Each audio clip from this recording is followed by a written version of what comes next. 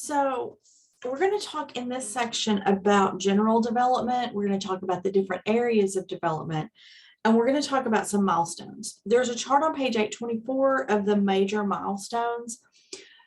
So much development happens in the first year of life that you could spend hours and hours and hours memorizing all of those milestones.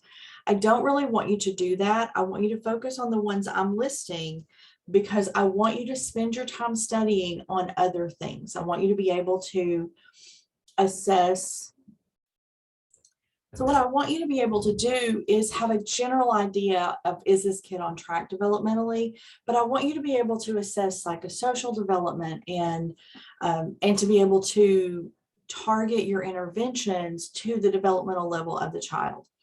So remember that this is one lecture. So it's really easy to get to that table and think, if I just memorize this table and spend 3 days doing that, and not really understand a lot of the other things. So you do need to know some of the milestones. I've pulled some of them out, but I don't want you to use all of your study time for this exam trying to memorize that table of milestones and not study the other things. Okay, so we look at development in several different areas. We look at fine motor skills, and that's things like being able to pick up a pencil or an object, write, things like that. And then we look at gross motor skills, and those are things like moving the body. Remember, development is cephalocaudal, proximodistal. So when we're talking about movement, babies start by trying to lift and move their heads, right? And then they move their trunks around, and then they can move their arms, and then they eventually get control of their fingers. So think about gross motor and fine motor skills. We look at social skills, which is how babies interact with others and what's typical of babies in that area. We look at cognitive skills, which is how babies are learning to think. And we look at language skills, which is how they're learning to communicate. Frequently, we evaluate learning skills based on spoken language, but remember that not everyone uses spoken language. And so we need to be able to evaluate language and communication in other ways as well. So looking at those milestones, at around 1 month of age, an infant should be able to turn their head side to side when they're prone. They're laying face down. They should be able to turn their head side to side. They will still have some head lag. If you lay them on their back, have them hold them by the forearms, they grasp your thumbs, raise them up slowly. Their body will raise, but their head will still lag a little bit because it's still very heavy for them to handle. They'll have a grasp reflex. If you put something in a 1 month old's hand, it closes reflexively. They can't open it voluntarily yet either. They fixate on a moving object. If something moves in their line of sight, they'll fixate on that. They'll look at that thing. They make cries and other sounds, okay? Around 2 months, the posterior fontanelle closes. That's the small triangular one in the back. Their grasp reflex is fading. They still have some, but it's starting to get less. So now they can voluntarily grasp something, but they don't automatically do it when you put something in their hand. They have a social smile, which means they may smile in response to someone else or when they see a person that's familiar. They make coos and different sounds, kind of a lot of ooh, ooh, ooh sounds. They also will, by this time, usually have different cries for different needs. At around 3 months old, they can hold on to a toy. So you give them a toy, and they can hold on to it on purpose. They can coo and babble and laugh, and they have reciprocal talking. They'll string syllables together and take turns with another person. So they've been observing other people have conversation, and so they'll take turns with those sounds. They can recognize familiar faces and objects. By 4 months old, they can pick something up with 2 hands, hold something in 2 hands. They can move an object to the mouth, so they can get something and get it to their mouths.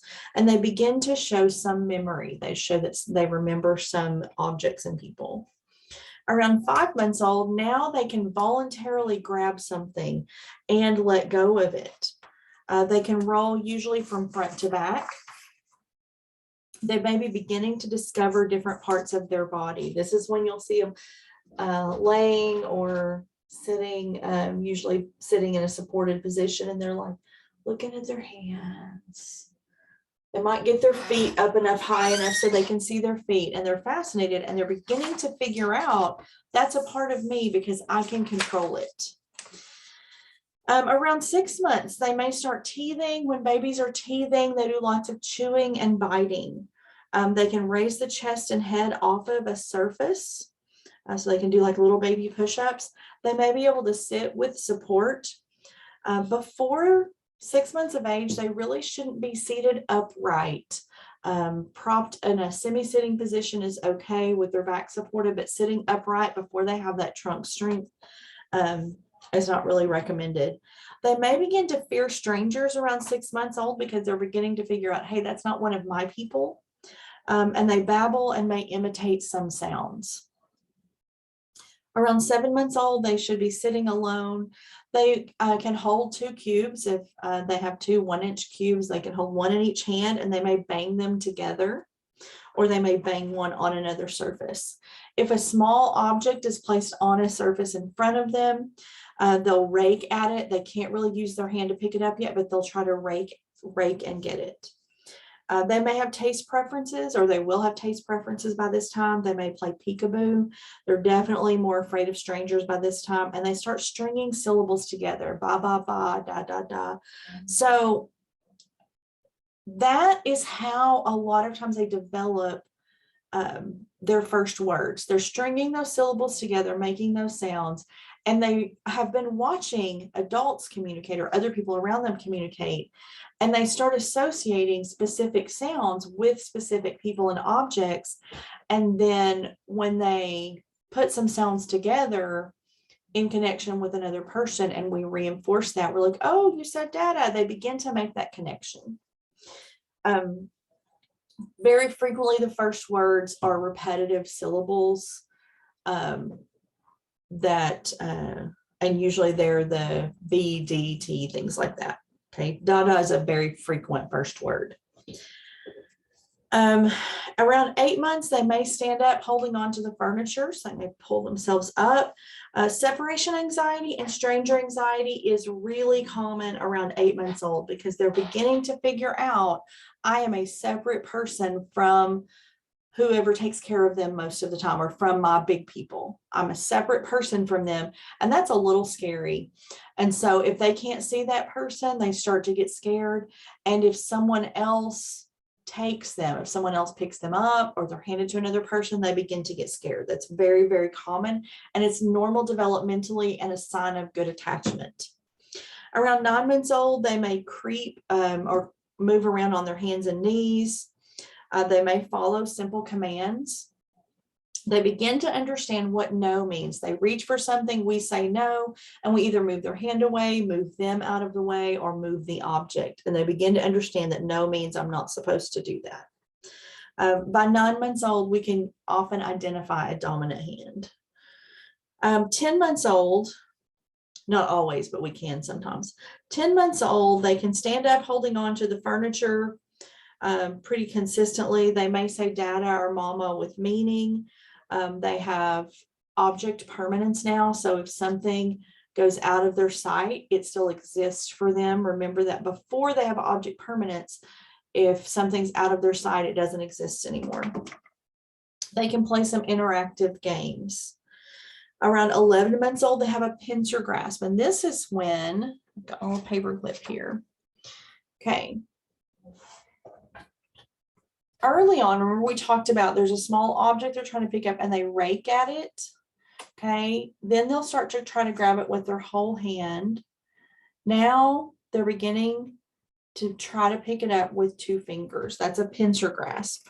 So that, remember, cephalocaudal, proximodistal. So that development is getting out to their fingers now. They can put an object into a container, and they may cruise holding on to the furniture.